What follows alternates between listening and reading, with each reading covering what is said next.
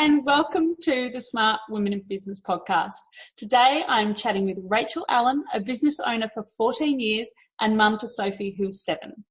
Rachel is also author of the book When Business Meets Baby, an integrated marketer, entrepreneur and property investor. Rachel's business, Visionary, which she shares with her partner Craig, has evolved from event management to marketing and e-business. During her pre-business career, Rachel worked in government, small and medium-sized businesses and not-for-profits in both Australia and Scotland. So welcome, Rachel. I'm very happy to have you here. So tell me a bit about your business journey so far. Yeah, 14 years is actually a long time to be in business when you reflect on it. And my main aim for starting my business was because I was sick of working for the man. And while over those 14 years, at times I've taken contracts that have seen me back in workplaces, I've just been able to grow and evolve my business as well. And I think the hardest thing was when I had my daughter and suddenly had a really busy business where we were traveling a lot and we were doing a lot of events and we're working like 7-day weeks and stuff. And then I had a baby in the mix as well, and that was the hardest thing. So I had to put the brakes on for my own sanity. And evolve the business again and change it and bring it back to core as well, to money-making things, and focus on the things that really light me up. So that's been a bit of an ongoing thing for 7 years. It took me about 2 years to recognise the problem. And then writing the book has kind of spearheaded me off in a direction where I'm doing a lot more supporting of mums in business and helping them to not make some of the same mistakes I did. It's such a challenge juggling the mum bit and the business bit, because especially when you work from home, there's no off, there's no getting away from it. And despite what people seem to think, when you work for yourself, you still have all those pressures you have in a corporate job. So you still have the deadlines, you still have, the tricky clients, and you still have the tricky projects, and you still make the mistakes, and it's not always as easy as people think. And we're not sitting around watching Netflix. Oh, I wish. No, it's and you're never off either. It's like I find that if I'm sitting at my computer, I'll go, I should be walking the dog, or there's washing to hang out or whatever. And if I'm cooking dinner or whatever, I'm thinking of the projects that I should be doing, or the email I haven't replied to. So it's just that constant being split. But I mean, the upside is that you have flexibility. I'm able to pick my daughter up from school, which is a pretty non-negotiable thing. I do that most days. Yeah. And I'm also able to be part of what she's doing as well. So she's doing a lot of dance comps at the moment, so I'm flexible enough to be able to go to those and support her and go on school excursions or show up for assemblies and stuff. So there is the upside. Yeah. They're the upsides for me as well. Like, if my daughter's teacher will write a note that she's getting an award on Friday, so I can go to that and I can show up. But then on Sunday morning I'll be up at 6 a.m. doing work. So exactly. You said your business has evolved. So what were the signs for you, apart from having your daughter, that it was time to change? Oftentimes we limit ourselves in business because we think we can't move on, we can't move up, and we do have a tendency to be self-limiting. So what were the signs for you that you needed to step up and change things? I think for me, my most recent change in the business was that I was actually getting really bored doing what I was doing, and that lack of passion, I suppose, was showing up in some of my work and the way that I was approaching things. So I think being able to, and also recognise that, at times you do, like, I need to change and evolve, and I'm always learning. So therefore the work that I do also needs to step up and change also. And to understand that you've got so much to contribute to the world, and your story and your contribution is really important, and you can make changes by stepping outside your comfort zone a little bit and just stretching yourself.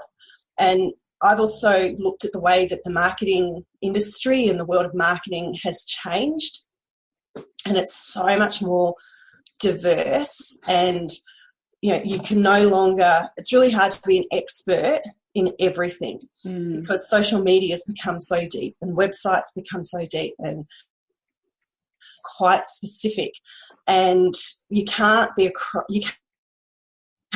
knowledgeable about everything. So it's about picking a niche, but also stepping up. So for me, it was, I understand how all of this stuff works and I understand how it benefits businesses. I don't enjoy doing Facebook posts for people, and I don't enjoy sending out MailChimp newsletters for people. What I enjoy is the strategy, and I enjoy seeing people being able to think bigger about their business. So for me, it was just about, well, what do I enjoy doing? What's the industry doing around me? And then how can I create my business to step into that as well?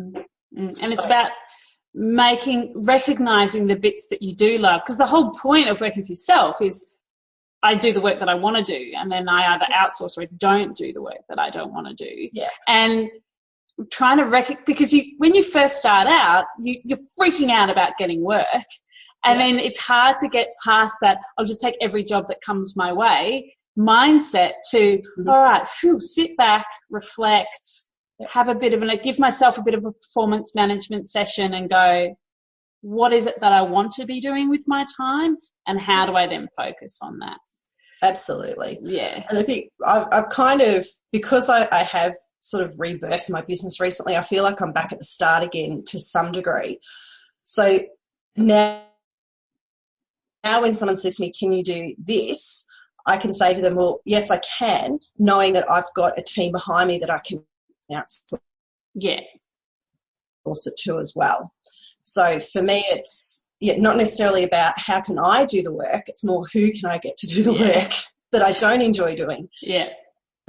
But then managing that team as well adds another element to it. But it's so good to be able to go, yep, I can do that, but I won't do it. But there are very few things I'll outsource in my job, but in my work, but some of them, So I'm like, I'm happy to go, you do that. You do that bit. I give all my bulk image editing to my husband because he's Photoshop whiz. I go, all right, you do that bit. So how do you manage, we talked about that balance. So how do you manage, have you got any tools or processes that you rely on that you can share your life as both a mum and an entrepreneur and a wife and partner and a friend and self-care and all of that sort of malarkey? My Google Calendar, I have Google Calendar set up for everybody in our family and also my work, and I just interchange between those calendars all the time. I know now when, for example, my daughter's life is going to be really busy and that she's going to need some downtime from school, or that she needs a bit more support. So I can kind of manage that and make sure that I'm leaving space in my diary for that as well. I also know when it's busy times for me for work as well. So I have all my deadlines, and therefore, it's almost like saying to the family, you need to give me some space in this as well. So my Google Calendar is probably the biggest tool that I use every day. Within the business, I also use Insightly a lot, and that manages my tasks, it manages leads, it manages projects. It has everything in there that I need. So to me, it's just about having things automated and processes in the business so that it can just keep ticking over as well. And I love Zapier, because Zapier just connects all my different online tools like Zoom and MailChimp and Insightly and my accounting program, and it all just connects it all together, so that makes I don't have to do the mundane tasks all the time. It's about not having to be conscious of doing those. You just know they're done. I love Zapier. It's brilliant. So what does in the house as well, I've set up systems so that the cleaning gets done that needs to get done, the washing gets done, that there's food, there's meal planning, there's food in the cupboard. So there's a whole range of processes for both the business and my house and family that I've created, so that everything just goes so much smoother. Usually, sometimes you can come and organise my life. I'm not that organised in the house department. It just gets done when it gets done. Kids are fed, they're clean, they're fine. Oh, and there's nights that I'm going, oh my gosh, it's like 5:45 and I need to get dinner on the table in like 15 minutes. What are we going to have? Oh God, my kids eat at 5, so I'm like, oh gosh. That's when you're eating. Come home, make dinner. So we don't eat at 5. No, I'd be hungry by 7. So what is a great day? Exactly. Yeah, like all people. What does a great day in the office look like to you? I actually had lots of great days. I love the days where I'm connecting with people, whether it's online or in real, and actually sitting down and having coffee, and I'm learning about their businesses, and whether it's just a casual coffee or a coaching session. So I really like those busy days where there's lots happening and I'm talking to lots of people. But I also like the other days where I can just close the door and I can get in and get a whole bunch of work done, and it's really productive, and I'm crossing stuff off my to-do list as well. So they're kind of two extremes. One's sort of chatting and talking to people, and the other's just closeting myself away and doing the work. Hiding. I'm not here. Exactly. Yeah. And it's an interesting balance when you do work for yourself of having that people time and having that alone time. I don't know where you're based, but I'm based rurally, so I don't even have a local coffee shop really that I can go to. So I don't do the school run. But we have coffee shops. Yeah, we have like, but I don't do the school run. I don't go out in the morning. I'm like here by myself in my onesie. So I just am here by myself. There's a horse out my window. So one of the things, and I'm going to speak to everybody in this series about this because I know it's a really big thing that affects entrepreneurs, but one of the things that every single entrepreneur I know deals with is imposter syndrome. So what are your methods to overcome this, and how do you respond to the bad days of being in business? I think for me, I don't feel like I'm an imposter anymore. I suppose 14 years of doing what I do, I now have the confidence in myself, and I know that I can do what I'm doing or what I'm telling people I can do. And I've got lots of runs on the boards, lots of businesses that I've worked with, whether it be coaching or actually doing their marketing for them. So I don't feel like I'm an imposter, and I've moved past the, fake it till you make it and all that sort of stuff. I really enjoy what I do, and I feel passionate, and I get lit up when I see people I'm working with have the successes. So I think that keeps me going, keeps me motivated. On the bad days, some days I just go, you know what? I just need to be on his man flu thing. I woke up on Friday and I went, you know what? I'm actually going to not sit at my desk today. I've got some work I need to do on my laptop. I'm going to turn my phone off, and I sat on the couch on my laptop doing updates to my website, watching Netflix series in the background, just because I needed a down day. I needed to get better.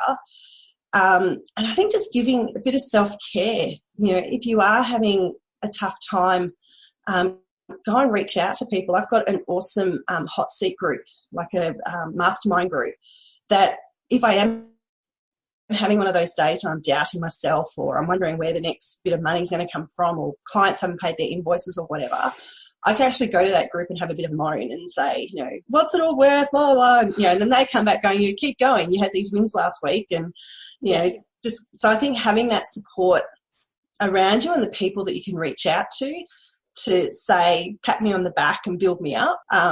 And they also do the opposite. So if I'm in there, making excuses for not having achieved something, it's like, come on, get over yourself. Accountability. Absolutely. Stop the crap and just get out there and do it, make it happen. Yeah. So I think having that support really helps with that stuff. Yeah. So that sense of community is like, it's like the water cooler for entrepreneurs. And I find that I'm in Facebook groups. I have my own group with my VIPs, and then I have another group as well, obviously the Smart Women in Business group. And then I can go in there and go, all right, who's doing what? What are we doing? What are we up to this week? And get motivation from them and see them really going, wow, this is, I've had this fantastic revelation, or, and that sense of community, especially for me out here in rural Victoria, the internet has revolutionised that. And where we used to be so isolated, or I couldn't even do my business before the internet. Yeah. It didn't exist. That sense of community, while social media is not always positive, there are many positives to it. So yeah, absolutely. And self-care, like just on those days, just don't push yourself through doing something. Actually, go for a walk or ground yourself, or just do something that's going to help change that thinking in your head. Yeah, flip that switch. Yeah. So what's your why? What keeps you motivated? You talked about your clients picking goals, so maybe deeper than that. Yeah, so that we can achieve the things that we want to achieve and hit our goals that we want to. As like both my partner and I have got our financial goals and things we want to achieve there. So I think that why is there. And probably self-fulfillment. When I get down to it, it's because money doesn't particularly light me up. Obviously, I like having money and I like being able to pay things, but it's not my big motivator. For me, it's very much about self-fulfillment, knowing that I'm making a difference to the people that I speak to, and that I'm able to help them in times that they're stuck, or just give them clarity and a bit of focus moving forward. So I think for me, it's very much self-fulfillment. Beyond all of the other things we've spoken about. Yeah. Money's nice, but helping people is even better. Oh, absolutely. Money's great, but it doesn't make the world go around, really. No. And I was speaking to someone last week, and they said how they hit their big money goal and then went, oh, well, that kind of wasn't as exciting as I thought. So you do need to have, although money is a really easy measurable in business, measurable goal, having something more than that, your purpose to keep you going is great. So to finish up, what is your number one tip, or top three, whatever, for all the smart women in business across Australia and the world? I realised this was going global, so yay. That's exciting. Look, my tips would be get a plan and have your goals in the plan, and be always every day doing something that is working towards having that goal. Stay focused. And I also think be careful who you listen to. There's loads and loads and loads of experts and people out there who want to impart their business knowledge to you, but it may not necessarily be for you either. I was listening to someone get some advice on the weekend for a new business that they've started, and it was from another marketer, and he was very passionate about the business, and he's telling them how they should do it and what they should do. But some of the ideas and things that he was throwing at this new business owner, she was squirming. Like, she just didn't feel comfortable doing some of the things that he was suggesting or telling her that she needed to do. So I think really think about who you're listening to in business, and make sure that they're really clear about what you want to do in business, or take their advice and turn it around to doing something that you feel comfortable in business doing. Yeah, that's great. Well, thank you so much, Rachel, for your time. And I will put Rachel's link so you can find out more about Rachel in the show notes, and I'll see you soon. Excellent. Thanks, Jane. Thanks Rachel. Thanks for listening to the Smart Women of Business podcast. If you enjoyed this, please subscribe. I'm your host, Jane Mackay.